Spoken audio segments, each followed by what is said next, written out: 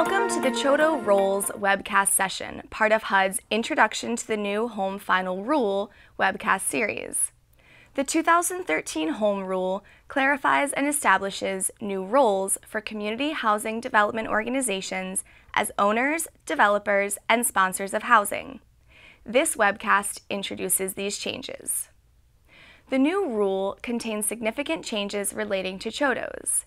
It includes changes to staff capacity requirements in the CHDO definition and new requirements related to the commitment and expenditure of CHDO set-aside funds. This webcast focuses on the definitions of own, develop, and sponsor established in the rule. The home statute has always required that 15% of home funds be used only for housing that is owned, developed, or sponsored by CHDOs. Previously, HUD described each of these roles in administrative guidance. The new rule codifies each of these roles in regulation for the first time at 24 CFR 92.300A. HUD has made some changes to these roles, which we will review in a moment. The new rule also established more stringent capacity requirements for nonprofit organizations to qualify as CHDOs. CHDOs are required to have paid staff with experience relevant to the specific role that they will undertake as either the owner or the developer or the sponsor of housing. So the required experience would be development experience for a CHDO acting as a developer or sponsor of housing. A CHDO acting as an owner would need to demonstrate experience owning and managing housing. One of the most significant changes in the new rule relates to the role of a CHDO as owner of rental properties. In the past, the roles of owner and developer were essentially identical because, in either case, the CHDO acted as the developer of the property. In the new rule, HUD has changed the role of a CHDO rental owner so that the CHDO owns the rental property in fee simple during the affordability period, but does not directly undertake the development of the property. The CHDO can purchase standard rental housing that it will own and operate. Or, in projects involving rehabilitation or new construction, the CHDO purchases the land or project and contracts with the developer to carry out these development activities. The CHDO must maintain control of the development process. If it lacks in-house capacity, it may hire or contract with an experienced project manager to oversee the project on its behalf. This new role is significant because it will enable many nonprofits that lack in-house development capacity to access the CHDO set-aside for the first time.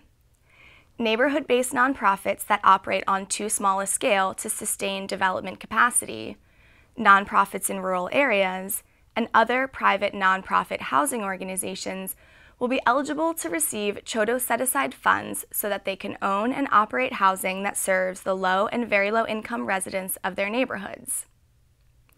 The definition of developer is largely unchanged, although some clarifications have been made. In the developer role, the CHDO must own and directly develop the property. For rental projects, the CHDO is required to own the housing, act as the developer in sole charge of the development process, and then continue to own the project in fee simple absolute and maintain effective project control during the period of affordability. For homebuyer projects, the CHDO must be the owner and developer of the project, arrange project financing, and remain in sole charge of the development process until it sells the unit to an eligible homebuyer. Finally, the new rule revises the CHDO sponsor definition so that there are now two models. The original sponsorship model remains largely unchanged. Under this model, a CHDO owns and develops a rental project on behalf of another nonprofit organization and then transfers ownership of the project to that nonprofit at a predetermined point in the development process. The CHDO must obtain title to the project before development begins. It must also identify the nonprofit that will eventually own the property before it enters into a written agreement for home funds with the participating jurisdiction. The new rule states that the nonprofit to which ownership is transferred cannot be an entity created by a governmental entity. If transfer does not occur for any reason, the CHDO retains responsibility for both the home funding and the home project. The new rule also establishes a new sponsorship model that applies to CHDO set-aside projects that will be owned by a wholly owned subsidiary of the CHDO, or a partnership of which the CHDO or its wholly owned subsidiary is the sole managing member or sole general partner. Rental project partnerships are still permitted under the sponsor definition, but with some additional clarifications regarding the required project control under such scenarios. The CHDO, or its wholly owned subsidiary, must be the sole general partner of a limited partnership or the sole managing member of a limited liability company. The previous rule did not reference LLCs, which are a more recent and increasingly popular form of ownership.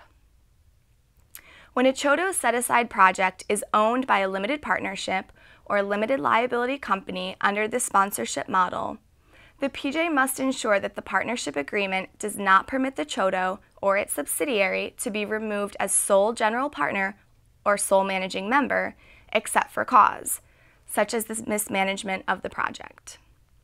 If the partnership agreement permits removal of the CHDO or its subsidiary for cause, it must also stipulate that the new sole general partner or managing member can only be another CHDO. These new and revised rules apply to CHDO projects for which home funds are committed on or after August 23, 2013. Consequently, PJs must ensure that they commit set-aside funds only if the CHDO is functioning in one of these capacities. If that is not the case, the PJ can still commit regular, non-CHDO home funds to the project. HUD will issue additional guidance on these provisions. However, PJs must immediately begin implementing these changes. First, PJs must update their policies and procedures to ensure that all projects to which they are about to commit CHDO set-aside funds meet the new requirements. This may also include revisions to applications for CHDO designation and CHDO set-aside project applications. PJs should also assess all potential set-aside projects moving through their pipeline for compliance with the new provisions. HUD recommends that PJs pay particular attention to the ownership structure of proposed low-income housing tax credit projects that will be owned by partnerships, including CHDOs. Finally, PJs should conduct outreach to existing CHDOs and to nonprofit organizations that may be considering applying for CHDO status. PJs should ensure that these partners understand the new requirements for housing owned, developed, and sponsored by CHDOs, and that the projects they propose for set-aside funding in the future will comply. Thank you for joining in the webcast session on CHDO roles. Be sure to tune in to the additional webcasts in this series, including the CHDO Qualifications and Certifications session. You can also visit the new Home Final Rule page on the Home website for additional guidance and resources.